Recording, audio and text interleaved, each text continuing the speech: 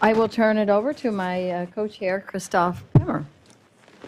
Good morning. We will continue immediately with the next session, which is about using technology to bridge the education and practice divide.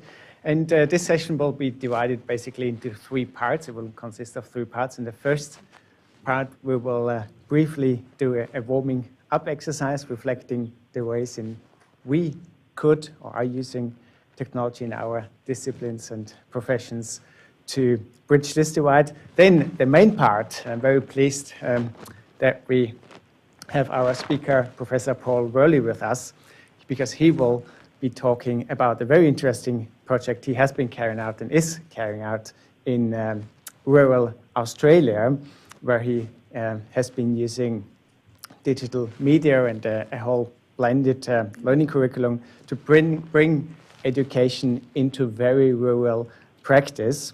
And finally, there will be a follow-up and debriefing discussion session. Okay, so before I hand over to Paul, I would like to point to the variety of different forms in which we experience the education to practice gap.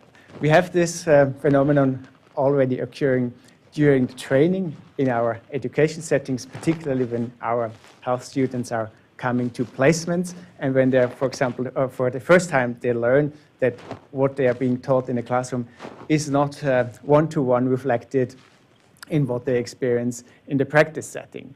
But then another phenomenon is during the school to work trajectory. And this is a very critical phase, as we've heard already yesterday, when it comes to the development of a professional identity.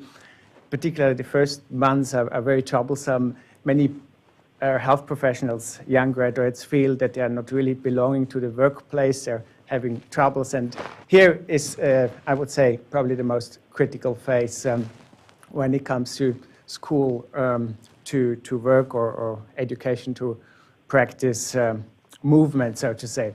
But we also have other divides in continuing professional education, which can be sometimes whether theoretical, whether abstract, and then many health professionals are left alone in how they can apply the lessons and the knowledge in their day-to-day practice setting. So that's just different examples of how this gap can manifest. And I think before we invite Paul to give us his view on his very interesting experience, I want us to briefly reflect 5 minutes on the tables with your neighbors, how you, in your particular profession, in your discipline, have experienced the gaps, and what you think technology might be able to do to help us in bridging these gaps. So just a 5-minute discussion, reflection, before we then invite Paul to give us and to share his